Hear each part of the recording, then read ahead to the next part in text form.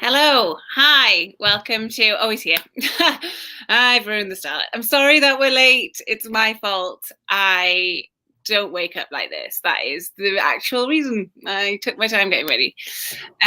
Mark's here. Hi, Mark. We are live. I was just explaining that I did some bad timekeeping this evening. I did a workout. Got to keep on top of that, and then it was 6:30 and I didn't realize, so I apologize to everybody desperate for us to start bang on 7, but we're here now.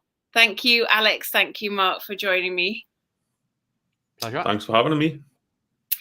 And tonight's Charlotte show is a hi Davey tonight's Charlotte show is a TFAQ. So we asked our patrons, if you're not a patron, you should consider it. We are about £7 a month. Is it £7 or £6, Alex?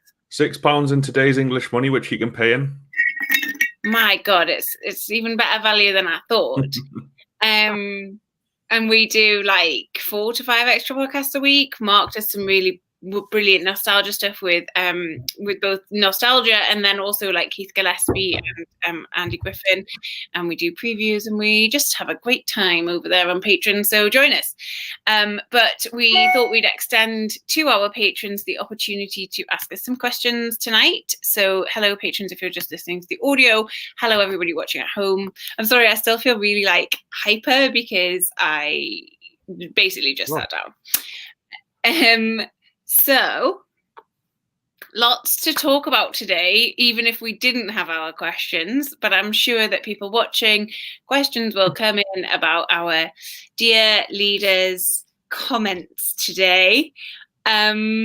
But let's go to our first patron question first and talk about it just to get things started.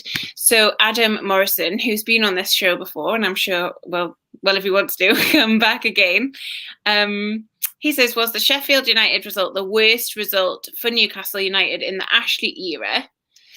I can't think of many others. The obvious one would be Villa in the first relegation season, but at least we had hope that we would be back. Alex, I'll come to you. What do you think? Do you think it's the worst in the Ashley era since, 2007? Definitely one of the worst. It's a fantastic competition for this, championed place of shittest game under Mike Ashley. I think generally people look at the Scunthorpe defeat in the championship the first time round when, Scunthorpe obviously a very small side and we lost 2-1 away from home. And I think that was kind of 20 years to the day since we've beaten Man United 5-0. And I think at the time there was very much a feeling like, wow, we've really bottomed out here. And fortunately, Chris Hughton, it was under a lot of pressure at the time, pulled it round after that day. But it's definitely one of the worst. I think the fact and obviously depending on where you watch this and how you support Newcastle, I always tend to think of the ones I was at for the worst because you're there and you feel it. And that Villa. I mean, Villa 2016 was maybe worse because it was like, we're such a decent team and we should have stayed up. And there was Rafa Benitez and we're in such good form. Like walking out the first time at Villa, walking out the ground, even though there's a lot of crowd trouble, was you kind of felt proud and it was like, Shearer's going to stay. Whereas walking out at Villa was like, well, Rafa's going to leave. The Mackhams, who are dreadful, have stayed up at our expense, and there was still some crowd trouble. That was probably the worst one for me. But I think if I was at Sheffield, that would have been definitely up there. What about you, Mark? I struggled to think of a worse. I think that the key in the question is the hope thing, and it just does feel so devoid of hope right now. What do you think? If you look at it from a point of view on paper and the situation as in Sheffield United, 2 points all season, then without a shadow of a doubt, Premier League result anyway. The one that instantly springs to mind to me, though, was the Hull City game when Kevin Keegan had just left. And because when you look at the bigger picture, that was the beginning of what we've had to put up with for, 12, 13 years. So for me, the Hull City game was probably where all the trouble, the drama, the animosity with Ashley, the battle against Ashley. It started that day, so that was probably the worst experience. But looking at it from a positive point of view, though, Charlotte, which I'm trying to be positive, is the fact that it really now is the beginning of the end of Steve Bruce. And that result, everyone now knows it. All the media are talking about it, the pundits, the journalists. We've said it for a long time. But for me, I'd rather look at it from a positive point of view. It may have been the worst result, but it's the beginning of the end now for him. He's on his way out. Yeah, you would think so. Certainly with some of the comments that he's made today. I guess we should. It's a bit kind of the elephant in the room, isn't it? I thought that the Hull City game had devastated, the memory of it devastated Alex so much he simply couldn't continue with being on the stream. But you have returned. Thank you, Alex, for coming back.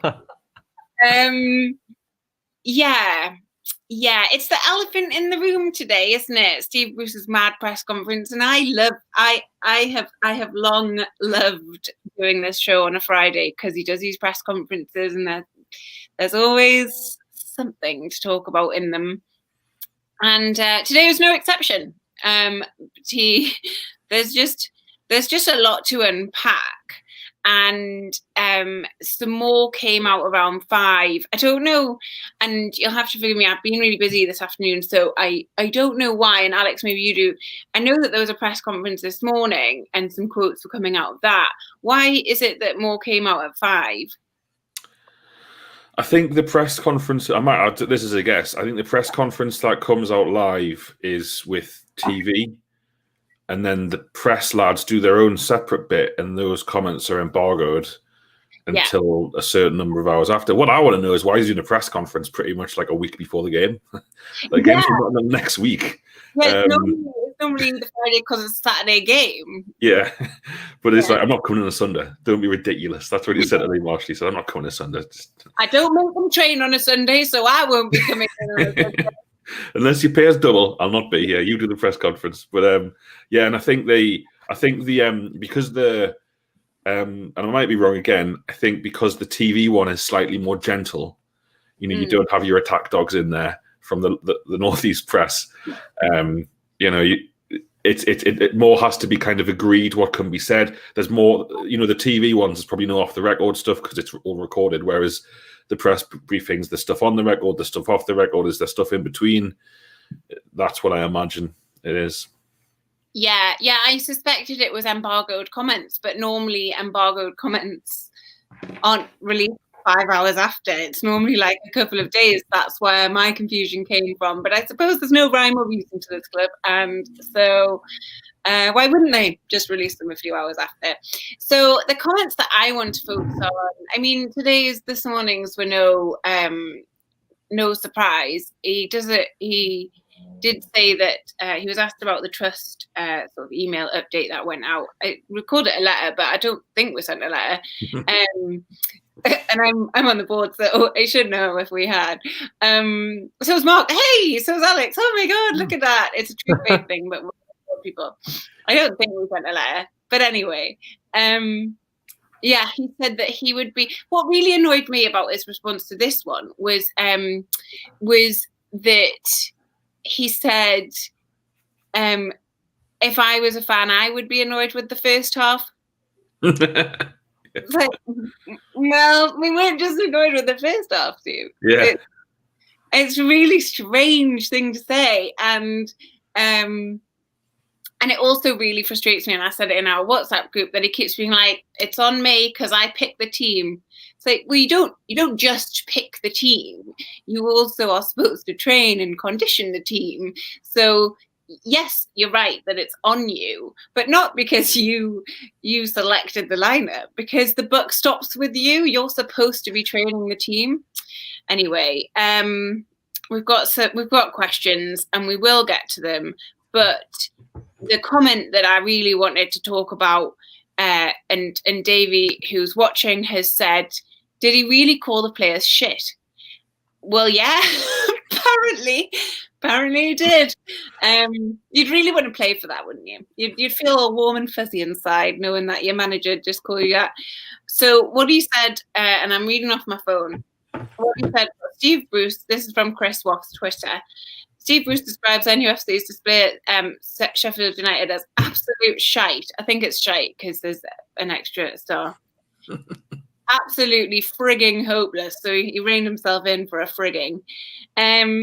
Says he hasn't been reassured by managing director Lee Charnley about his position, quote, but I wouldn't expect to be, and I didn't want reassurances. I have to take responsibility. Bruce, when asked how NUFC would set up now, and if he'd change from back three, would that not be back five? Anyway, said, the gloves are off now. I'm going to do it my way. The way I see fit and see where we are. I've said from day one the way I wanted to play, and I haven't done it enough. Alex's head's in his hands. Mark, what did you make of that? The gloves are off. What does it mean? Again, I look at it from a positive because he's and I hate to say this but we've been right. We've been right since day one, and nothing's going to change. We said it wouldn't. It's no coincidence that every single, podcast, fanzine, fan group, whatever you want to call it, everyone's saying exactly the same thing.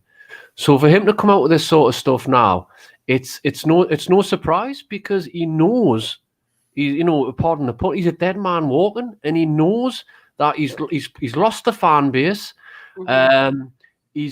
We've questioned, or some people have questioned that he's possibly lost some of the players.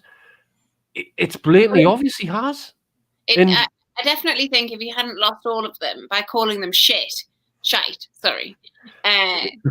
One thing I will say without going into it too much is that we can sit here and people probably do think that I'm being smug because when they listen to me on the podcasts, whoever it's with, I've been consistent in what I've been saying, and a lot of people have. But I am quite smug about it because he's a dead man walking. It's only a matter of time now before either he'll walk or his position will be that untenable where he'll probably be advised by the same people who told him not to take the job, i.e. Alan Shearer, Luke Edwards, or whoever you want to say. They'll probably turn around and go, Steve, you need to walk, mate. This is not good for you. Because he didn't look well. He didn't look well in that that interview, whatever you want to call it. But just to sort of put it into context from a non-football point of view, I had a meeting at work with my manager, and he come out with something very, very similar. And he's a great bloke, but he come out with something similar amongst the team that I work for. And he basically said, not just about me, he called the team out. And all the team were like, well, hang on a second. We're getting motivated and inspired and whatever you want to call it from you. And again, he's a lovely bloke. And here I am going into a new year. I've got a new manager.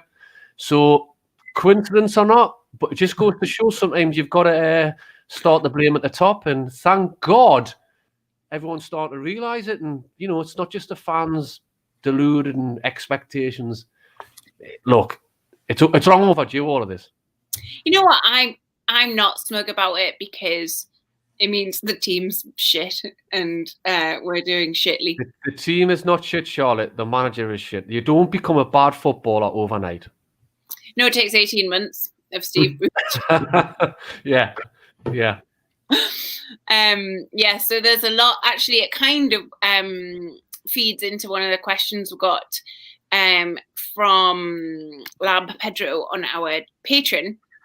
Has Bruce lost the dressing room, or have the players regressed so far that they've forgotten how to play football? I just want to caveat people who are watching this, because I was really stressed and rushing, I didn't edit these questions very well for your viewing pleasure. So it cuts off, and then I have the next bit here. So sorry about that. But do we think Ashley will get rid of Bruce soon, or wait until it's too late again? I've given up watching them now. They don't care, so why should I? What do you think, Alex? Do you think, this was written before those comments came out this evening. Do you think Bruce has lost the dressing room?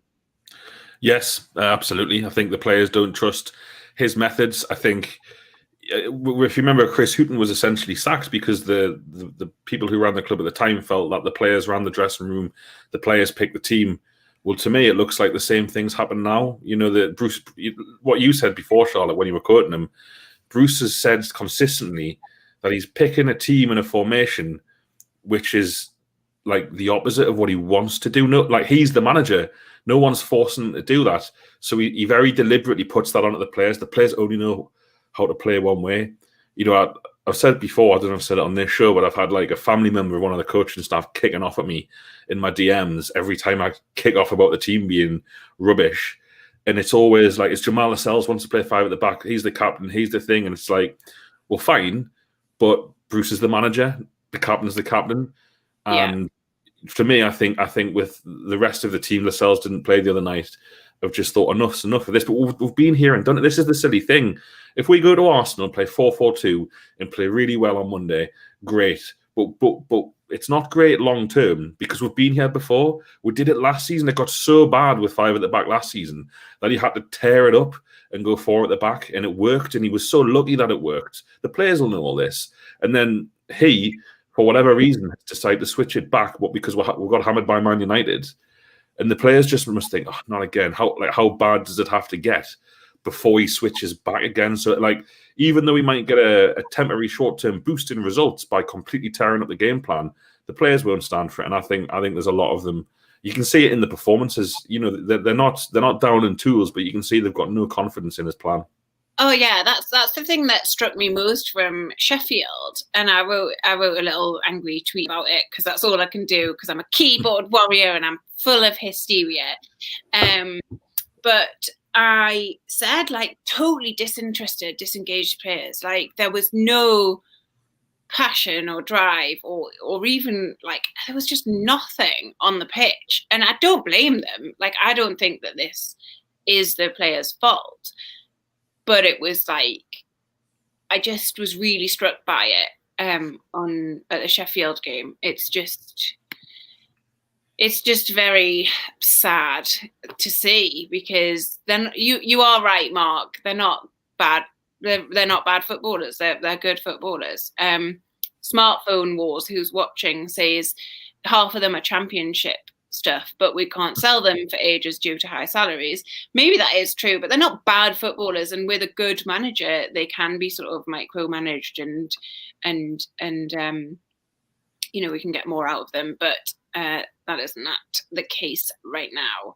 The thing is on that though, Charlotte, sorry, just to answer Mr. Ward's point there, why is Steve Bruce therefore trying to give Kieran Clark, who, let's be honest, he probably is a championship stroke lower end of the Premier League player? John Joe Shelby has only played 1 good season for us, and that was in the championship. Yeah. You know, so what Matt Ritchie predominantly played his career in the championship or lower. So why is Steve Bruce giving new contracts to players who are championship level? It's got to work both ways. There may be championship players. You know, we'll go back to the old manager. He got the best out of them. We went back that far under Steve Bruce, and you know, it was interesting the chat that we had with you know, Luke Edwards in the summer regarding players who we thought had went backwards. The difference in opinion was ridiculous. I'm sorry, but some of them are Premier League footballers managed by a championship coach. I think that's very generous to Steve Bruce. I did note that Chris Waugh, I think I always quote his tweets. I always go to him. It's always sorry to everybody else who writes the same stuff, but I think it's very concise. Great work on his tweets, Chris. He definitely won't be watching. What Chris wrote, what I find most curious about this, about Steve Bruce saying, I've said how I wanted to play from day one, is that he really hasn't said how he wants to play from day one. We've had suggestions of four at the back, 2 strikers, wanting to be more attacking and finding balance, but never a coherently communicated vision. Now, that doesn't actually surprise me, given that we've never really had coherent communication from our head coach this entire time. So that in itself is not a surprise, but it's a good point. It's like you're just chatting more bollocks. Like you're just what I'm doing now. You're just trying to say words to fill some space. Like they don't mean anything. And Greg O'Grady, friend of the pod and patron, said, we all know Steve Bruce talks serious bollocks in his interviews. Yeah, evidence today again. But which ex-Newcastle manager do you reckon talked the most bollocks while he was here? Because we all know there were plenty. Alex, let's go to you. We did a podcast last week, me and Norman, where we compared Steve Bruce to our previous NUFC managers under Ashley. Although Graham Souness, you've got to give a special mention to, and I have to credit Norman to this one because he dug the quote out, but Joe Kinnear has to be the one. And it's not the obvious for Joe Kinnear, but after Newcastle lost at Man City, a game I was at when I was at university, midweek, Andy Carroll scored his first Newcastle goal, yeah, I think he did. The manager came out and said, Joe, do you feel like you're under a lot of pressure now? Because I think we might have gone in the relegation zone that night. And he just came back saying no one else had the arsehole to take this job to the BBC.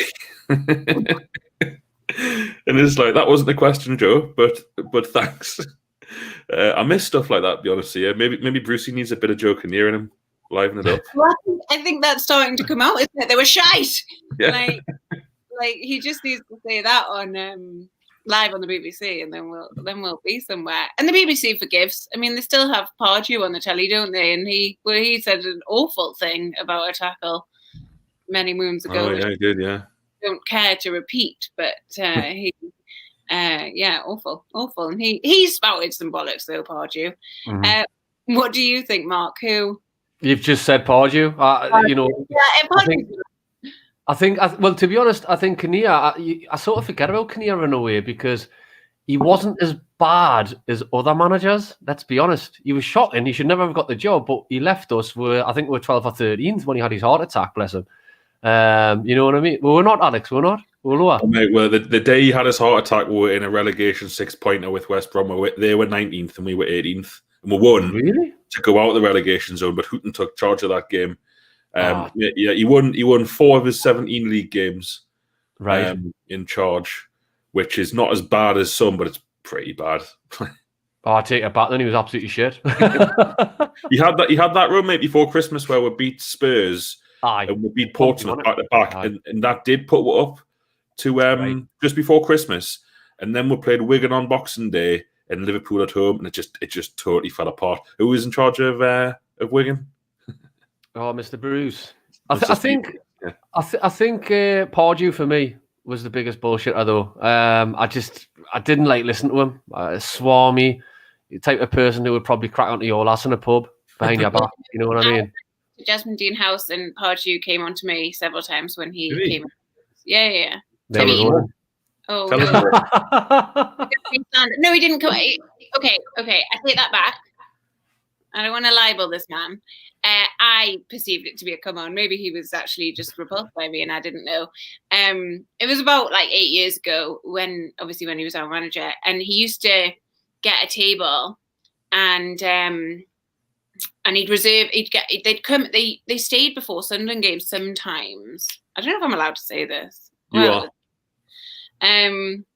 The team would stay sometimes, and he used to reserve the table in the bar, and then not come if we lost, but come. It was for after the game, so he would come after if we won. And I worked in the bar. I was the hostess, and he was like, I don't know if he cracked onto me. I don't know if that's fair, but he definitely gave off some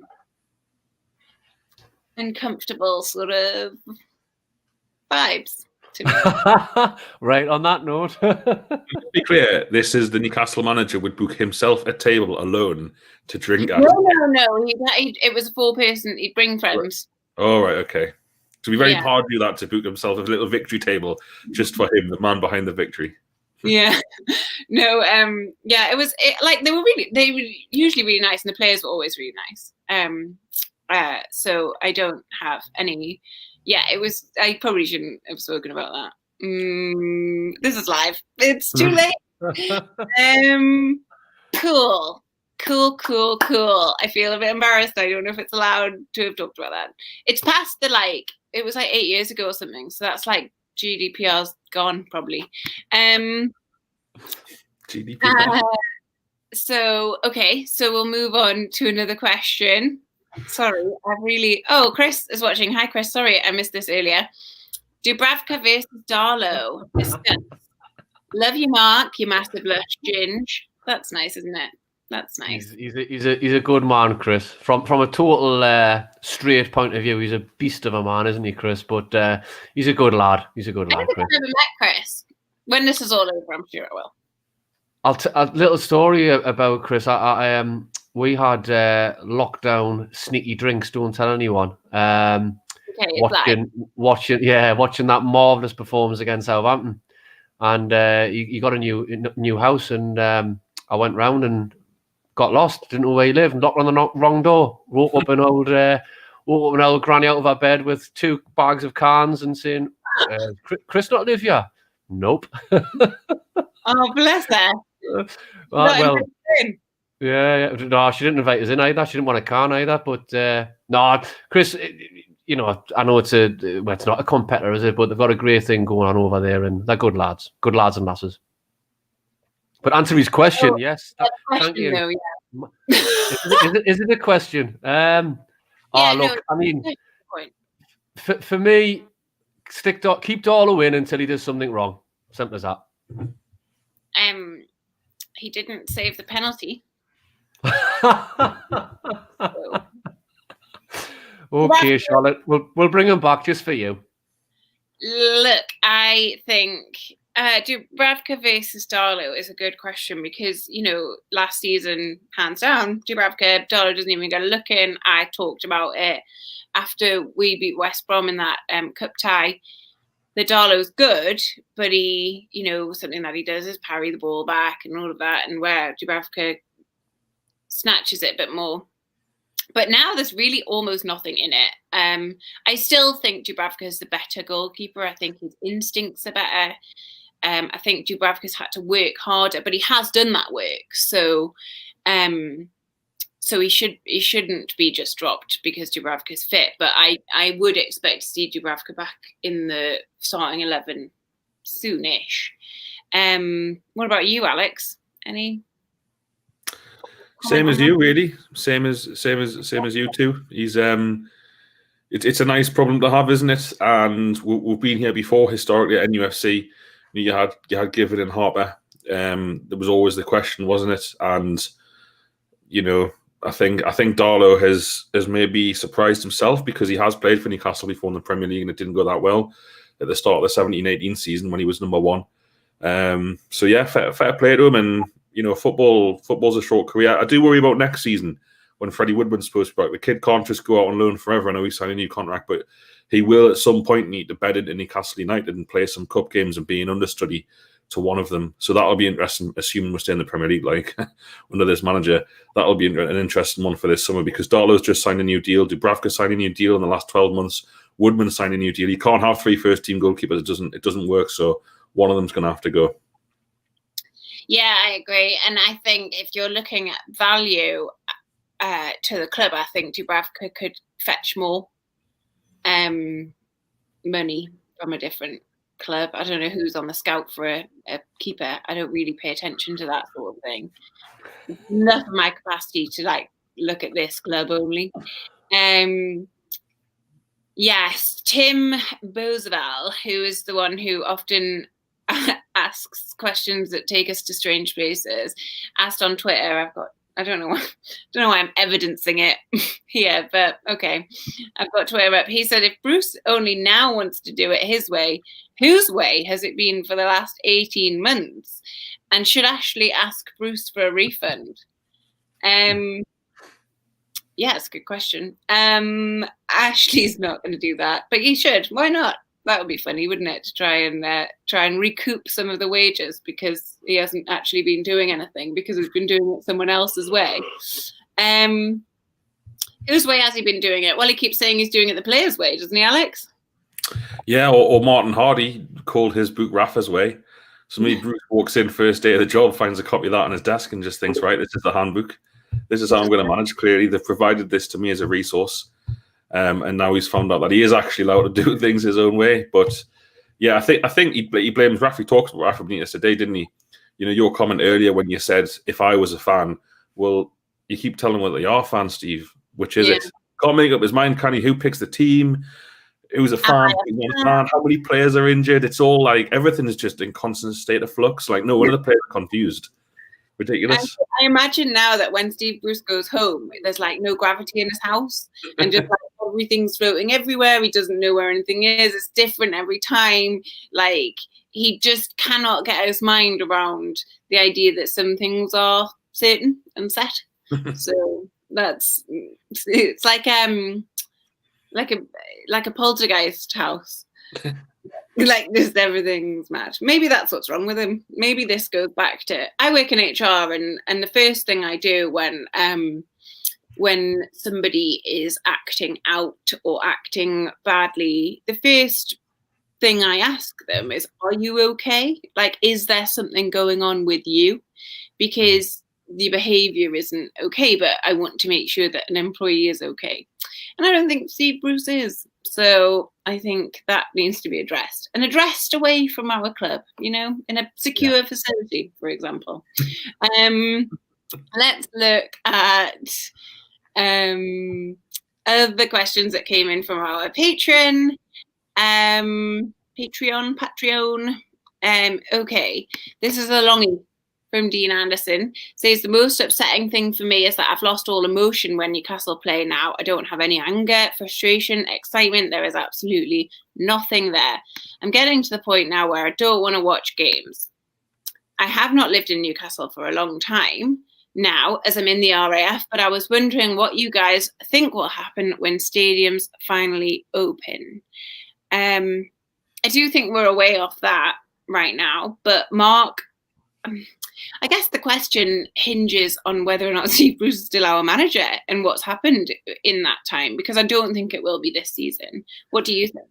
Yeah, absolutely. We won't be back this season. The biggest thing for supporters right now is making a decision on next season, really, because for those who haven't rolled over their payments or credits or whatever they've got into the 21-22 season, the deadline, I believe, is the last day of February to cancel. So you think about it, if there's no sign of, if we've still got Steve Bruce and we're in the bottom three, then for me, that's Mike Ashley accepting that we're going to be potentially relegated. So why on earth would supporters want to renew? He lost 10,000 supporters when Rafa Benitez walked. And there's, you know, the free tickets that were given away. I know people who bought them and refused to use them just out of principle. Not naming names, but I'll name myself. So basically, the club, the fan base, it's becoming unrecognisable, and you know, more and more loyal, genuine supporters have just given up. And I think that answer his question. If we do get anywhere near a capacity crowd, it certainly won't be full of genuine, loyal supporters. And I know that's probably hypocrisy in a way, because if you're walking away, you're not really being loyal. But everyone's got a cutting point, everyone's got a tipping point. And I know loads and loads of people who still have the matchday experience and still meet up with their mates and go around the bars and stuff, but they just don't go into the ground because they just don't want to give Mike Ashley another penny. So long answer there, but the short answer for me is, if Steve Bruce is manager, that's blatantly just telling everyone what on earth are you supporting this football club for, with Mike Ashley as the owner. Yeah. Alex? I think, to answer his question, I think regardless if Steve Bruce is here or not, when grounds reopen, and I know when, you know, this bullshit first happened to the world and to us back in March, everyone was like, in a few weeks' time when we're back in St James's Park, it's going to be class 52,000. The truth of it is probably when we do go back to the ground, you're looking at 2,000 people, maybe more. I'm still hopeful that we'll get back in this season. You know, if they manage to vaccinate everyone by mid-February, everyone vulnerable, and they might, you know, because the Premier League are pushing for it, you might get people at 2,000 or 4,000 back in this season for the last couple of games when it starts to get a bit warmer. Because remember, this season's going to go right right late because it started late. So I don't think it's going to be this kind of only 43,000 have turned up in a 52 because it's just not going to happen. Personally, I'll be a total hypocrite, and as much as I fucking loathe Steve Bruce, with you two, wherever it is, whether it's at home, whether it's away, I'd pay a lot of money to go back and just enjoy a bit of normality at the football. Do you know what I mean? Like it's bigger than Steve Bruce for a lot of fans, I feel.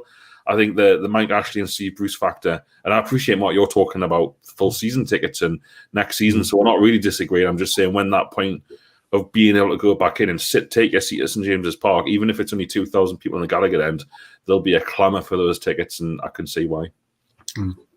Yeah, I miss it. Like I can't. I would pay good money to go and slag off Steve Bruce for 90 minutes to go and shout at him. Like the football's shit, but shite. Sorry, I want to use his language, not mine.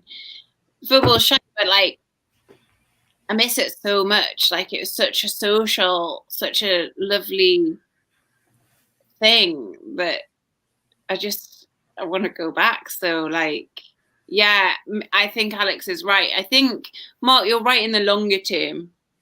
If it is like this or whatever. If it's not much better, I think people will be back, but maybe not long term. I think people will talk with people have got decisions to make, short and long term. And personally, I wouldn't want to experience watching Newcastle with 2,000 and a 52,000 stadium, watching Steve Bruce football. If I got an option to go, I would give it to one of yous. It just doesn't appeal to me. Track and Trace will be doing their nut. It was the ginger one, yeah. Okay, lots of Davey said people just want to go back and shout at Bruce. That's a great point, though, isn't it? Because that's one of the things where, I mean, I've talked to journalists who say off the record he talks about abuse that he gets online. It's abuse, and it's like I don't take things personally, but it's personal. I don't like it. And it's like, it's only Twitter. It can only be Twitter. That's all it is. So I doubt Steve Bruce has Twitter. So basically Steve Bruce's idea of grief is someone like telling him about naughty things people say on Twitter. Like, all right, Steve, we'll raise you when we're allowed to be back in the ground and see what it's like then. Try and put in the performances you put in recently with fans in the ground, see how you get on. Yeah, that's definitely my I'm getting a call. Not the time.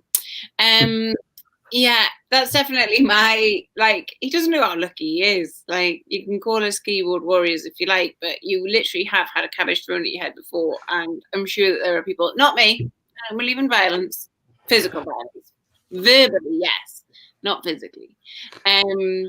So anyway, yes. Let me see. There was a question here. Stephen King, not the author, but great guy nonetheless, I'm sure. Says, what are you drinking, Charlotte? Must say dry Jan is becoming an endurance test with NUFC existing as they do. I'm having whiskey. I drink bourbon. So I'm having bourbon on ice with some cherries in it. Alex, what are you drinking? Beer. Cool. So specific. I love that. It feels like I'm there. Mark, are you drinking tonight? I'm drinking Bud Light. The girlfriends went and got Bud Light for some reason. It's okay. But if more Stephen King there wants to do a dry month, do February, man. There's less days. Simple as that. Yeah, that's what my parents are doing. Genuinely. What I was going to say was, good on you for doing it. If you're doing it, apologies. I only drink once a week, so this is my night that I drink. So I think that's fine. I don't need to quit. Question here. It's a good question. Would anyone else be happy in the Championship? Get rid of a lot of highly paid Premier League players, get some of these young Geordies through, and just enjoy watching the matches. 35,000 would go. Alex, I know you really enjoyed the Championship season in Darafa. Would you be happy in the Championship? I suppose as well the question is, we wouldn't come back up, so... Yeah, I think, you know, what you're in danger of doing, Gil 72, is thinking like the Mackhams thought and have thought for a long time, when they went down to the Championship, it was like, we'll win a few games, but we're not the Mags. We don't demand to come back up. We can build. Then they went down to League One, and they were like, it'll be fine. We'll win some games. And if you ask any Sunderland fan, they'd say it's just been absolutely dreadful. And there's one thing watching your side get beat in the Premier League and be terrible. It's another thing to watch your side get absolutely hammered in the Championship. And I think there's a lot of nostalgia. I'm guilty of it. The Championship with the terrible referees, with the snide teams. Remember when Sheffield Wednesday came on Boxing Day and just kicked off the pitch, and it was just so unenjoyable and unfair and infuriating to watch. Playing like choose to Saturday with the cups becomes exhausting. I wish Newcastle played more, but if you were in Europe, you have the squad to deal with it. And particularly in the Championship, it was, I remember when John Joe Shelby got injured in the Championship, we didn't win for a month. That's the kind of thing that happens when you're at that level. So I definitely get where you're coming from, but it's only been so good because we've come back up both times. Every single club in the Championship, apart from maybe 4 or 5 teams, are desperate to get out of it. Desperate. So let's not risk that by putting ourselves in it. Yeah, I think that's wise. And there's a couple of people saying like we wouldn't come back. We can't afford another relegation because we could do a Sunderland. And that's good. That leads me into something. I'm looking at my phone again, but that is because I want to get something on my phone. Sunderland, I don't know if people have seen, have been ordered to pay Ricky Alvarez £4,770,000 as a long-running saga comes to an end. The Court of Arbitration for Sport have taken their final decision on Alvarez's appeal.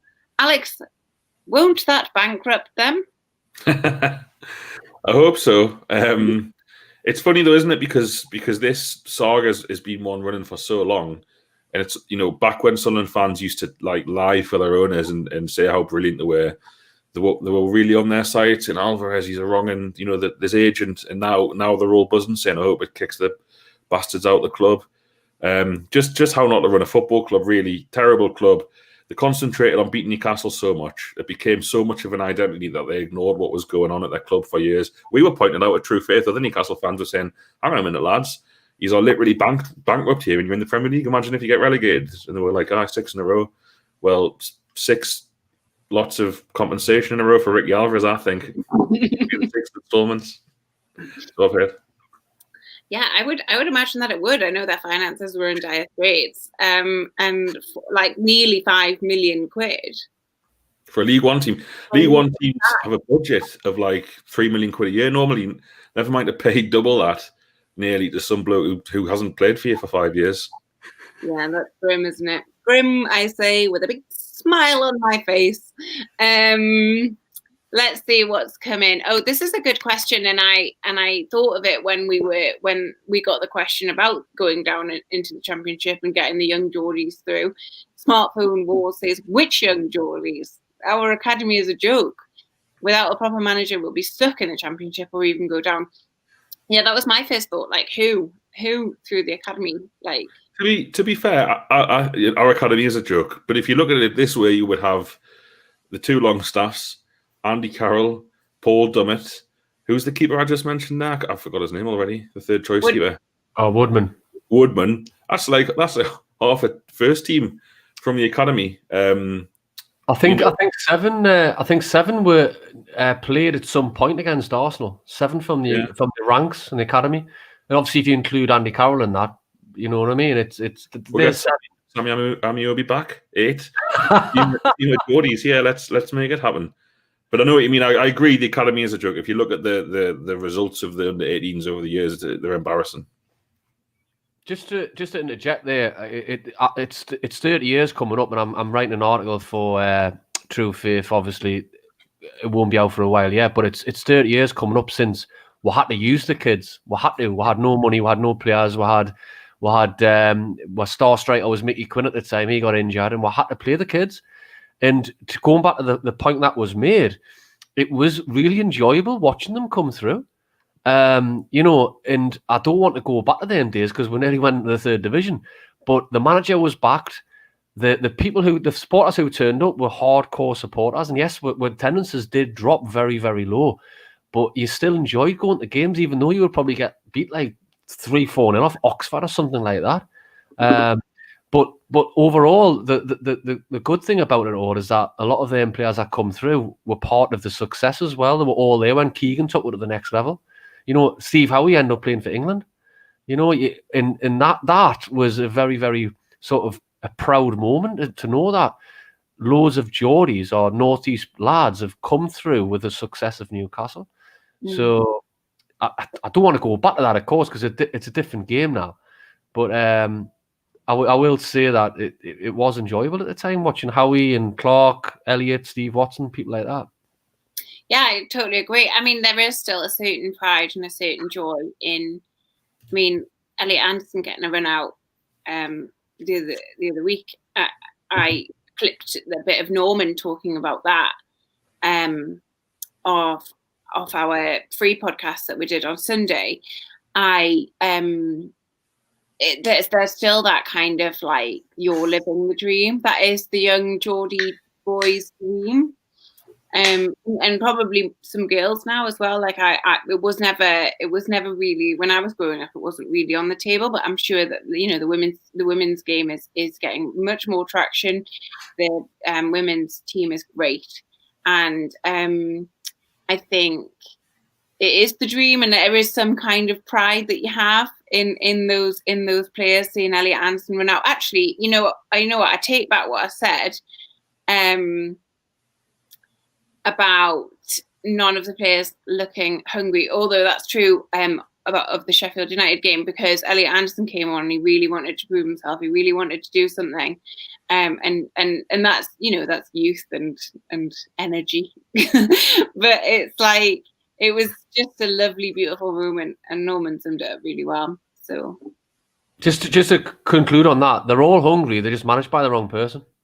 Yeah. I'm telling you now, we change managers, that team will play much better. It's a fact. It's going to happen.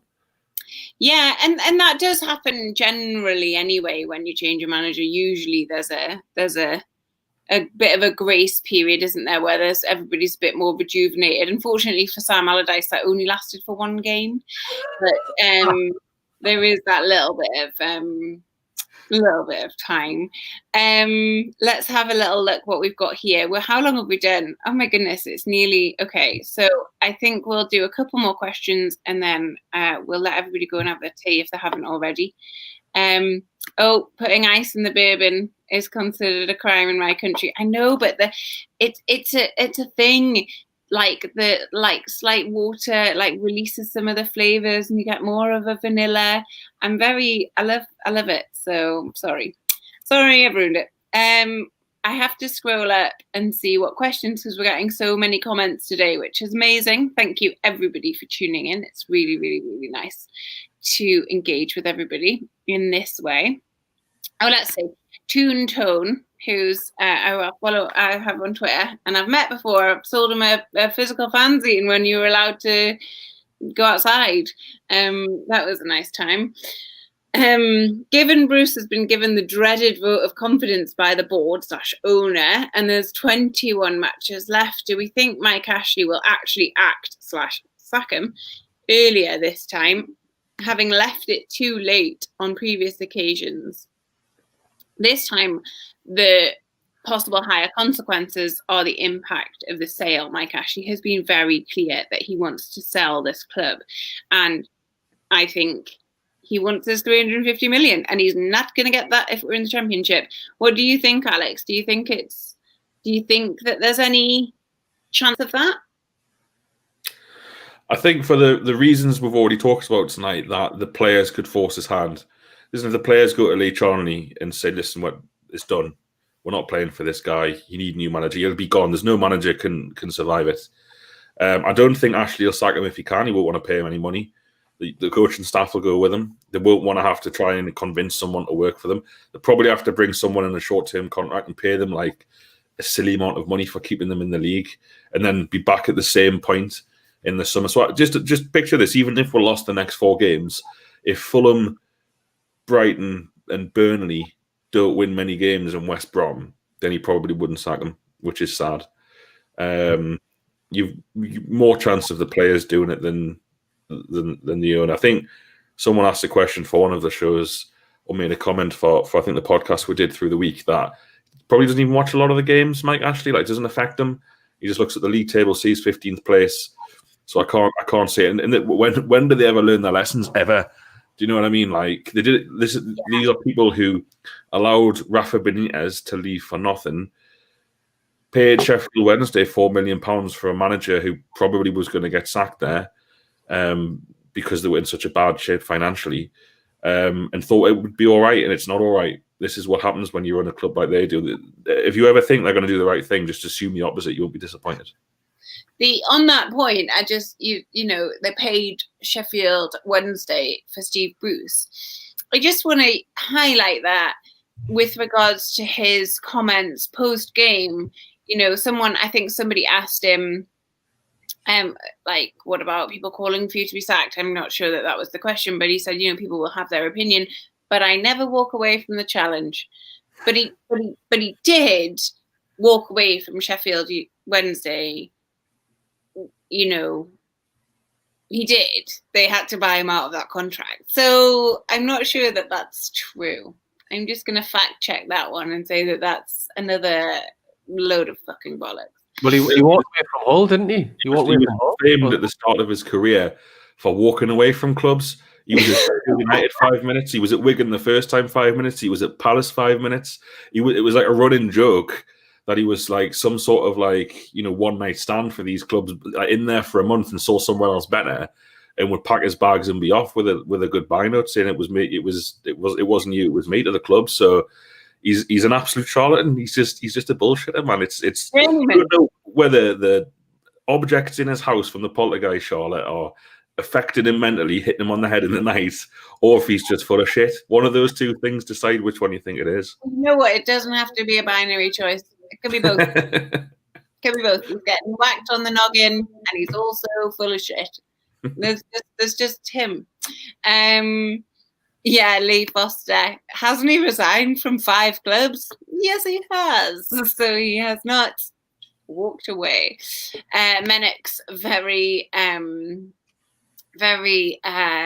reasonably says he won't walk away as he'll lose his retirement package or his severance package. Like, it doesn't matter about his retirement. Like, he's not going to last out his contract here, but he's going to hang on for a nice severance deal, which includes that. Again, work in HR. I know what they look like. Menix is suggesting that Newcastle United run an incredibly generous pension scheme, which I'm going to doubt very much. Absolute minimum, won't it? Yeah.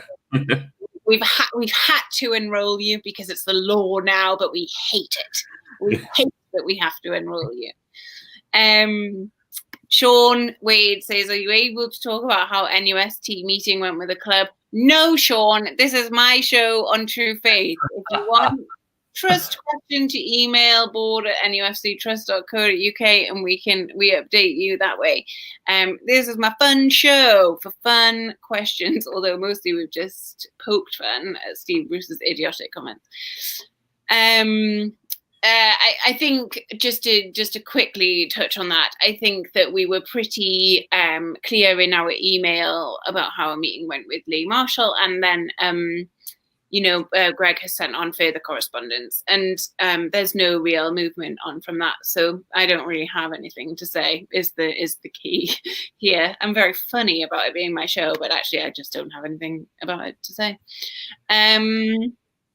Let's do one more. Are people okay? Are you guys okay to do one more? Yeah. The world. Okay, great. I say that like I've got one teed up, and I absolutely don't. Okay, Anthony Edmonds-Fahy. He asked a few on Twitter, but I've only picked up his Patreon one because, as I mentioned at the top of the show, I was in a rush. People compare this season to the McLaren relegation season and think we won't sack Bruce till it's too late, but McLaren was backed heavily in January, so maybe he was given longer to turn it around. That's a really good point, because we don't have that this time. Do you think Ashley will be quicker to sack the manager this time and give him money to spend? That sort of ties into what was said. I personally just think that the only thing that is going to propel us to be to get rid of Bruce sooner is the fact that Ashley wants to sell. But I don't have that much faith. A lot of people saying that Warren Barton should be our next manager, by the way. I guess it's kind of the same question. It's just really difficult. It's just a really difficult one to say. I don't know. I think that he's just. I think that I guess as well. I say that I don't know, and it's that I'm scared to say. I think they'll leave it too late again, and I think it will be too late. Well, one thing's for certain, he'll not back him this transfer window, will he? He's not going to give him any money because I think it's blatantly obvious that they're looking for loan deals. There's the whole transfer window is quiet anyway. I don't think anyone's doing any business. We've got who we've got. It's a difficult one, isn't it? You mentioned the takeover. Is it going to happen? Is it not? Is he going to protect his asset and try and keep winning the Premier League if the takeover continues into the summer or next year or whatever? It's all guesswork. But, you know, going back to the McLaren year, I think that January window, something must have happened because that was the only time McLaren got the players he wanted. You know, again, similar situation. Steve Bruce was presented with Mitrovic and I think Wijnaldum coming, didn't he? It was players who McLaren certainly didn't go for. And to give him his credit, he bought in it was Townsend, wasn't it? And Shelby. Well, the less said about Sarvi, the better. But he bought in 2 quality players at the time who were going to be improvements. I cannot see Mike Ashley giving Steve Bruce any money anyway.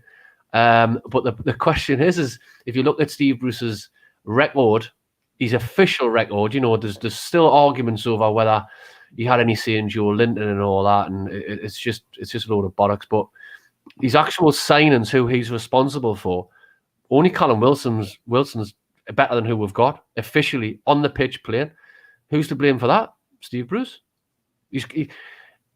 For me, there's no point in giving him money he won't anyway. But the biggest thing Mike Ashley can do this January is get rid of Steve Bruce. No, I totally agree, mate. Charlotte's gone. I'm here. My laptop's dying. So yeah, this is the ultimate professional host that we have. I'm really joking, Charlotte. Okay, that's not fair because Alex is making it out like I didn't even warn him. I messaged him and said, my laptop's dying, I need to plug it in. No, you said I needed to speak. You did not specify what I had to say. Anyway. You have an adult human way of interacting with others, and you could probably play off something that Mark said. All right. No, Mark, you're spot on. I think the difference between now and then is, number one, as much as we all know that McLaren needed sacked, there was something, even as a fan back then, to cling on to. McLaren, you know, I talked about this with Norman this week. McLaren, terrible manager at Newcastle, should never have been given the job, was kept on too long. But at least in some games he went to win McLaren, the team played all right. At least he walked out of a couple of games against McLaren thinking, we got unlucky there. The referee fucked with there against Arsenal. You know, we played Everton at home, we should have beaten them. We played Stoke at home, we played really well. We played Norwich at home, we battered them. We played Liverpool at home, we played really well. We're terrible in lots of games, but all you get with Bruce is the terrible part and then some outrageous luck in the games that you win. So at least, you know, while they shouldn't have kept them on, they were at least thinking, well, if they sort these two things out, we might see more of the good performances and the bad performances. With Bruce, there's nothing to cling on to. It's all dreadful. And as much as I loathe saying this, I don't blame them for not spending any money now. You know, Southampton have just come out and said they've lost 30 million quid because of the coronavirus. At everyone's skin, you hit the nail on the head, Mark, saying you'll apart from the biggest clubs or clubs that are getting money pumped into them, you'll not see anyone spend any money this month because no one's got any money, because they all thought in the summer that by October at the latest they'd have large percentages of fans back, and it hasn't happened. That's why they ended up trying to introduce pay per game to plug a little bit of that hole. It didn't work, so that there just isn't the money there to do these things. So it doesn't matter, does it? You know, Bruce allegedly had a good transfer window in the summer. We're still shite. you give them all the players you want. We'll still be rubbish. The issues at Newcastle United aren't down to one position or lack of quality. They're down to the Steve Bruce, the manager, and his coaching staff. Agreed. And we are coming up on an hour, but I promised Paul on Twitter I would ask this question, and we'll end with it. And all the questions that are coming in, by the way, thank you. Fuck him. Thank you guys for asking them. I'm so grateful. But I'll be back with Mickey and Norman on Monday before Arsenal. So ask away then, and we'll talk about the team, and we'll be doing all of that. So you don't have to wait a whole week. You're so lucky.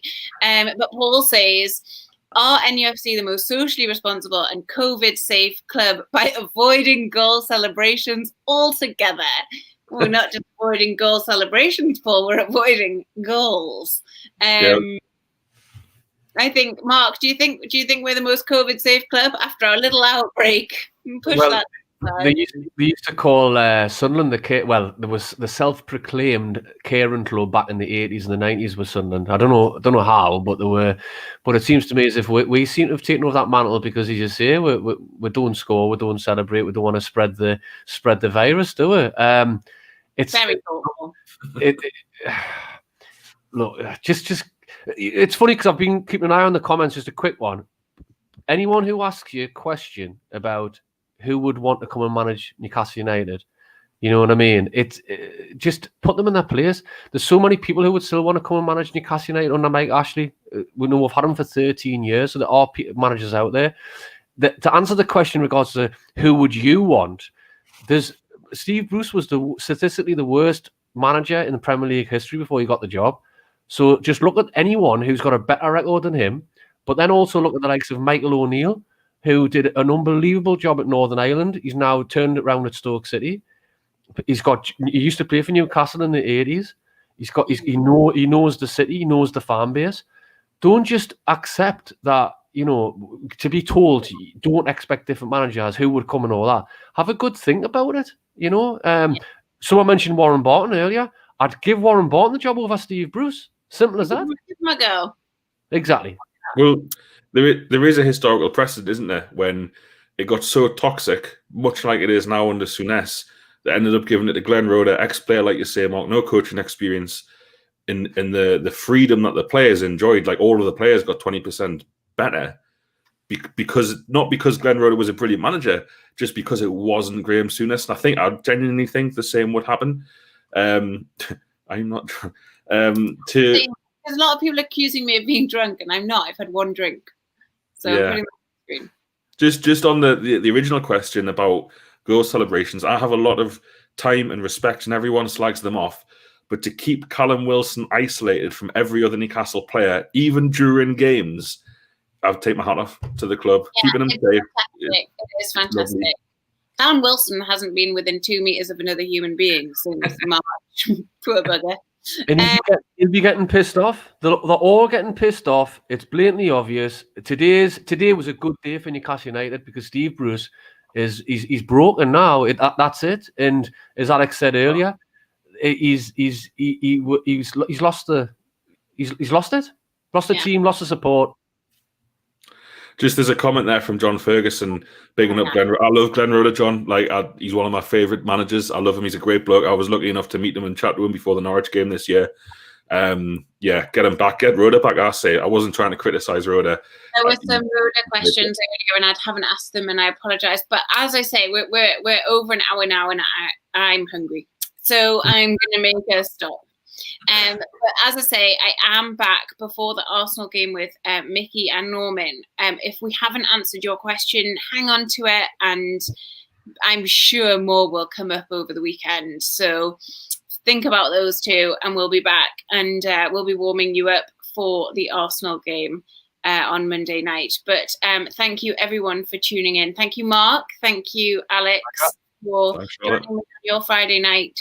And we'll be back. Is there anyone who swears more poshly than Charlotte? No, there isn't. All right, we're good. Thank you. Thank you for watching. Like and subscribe.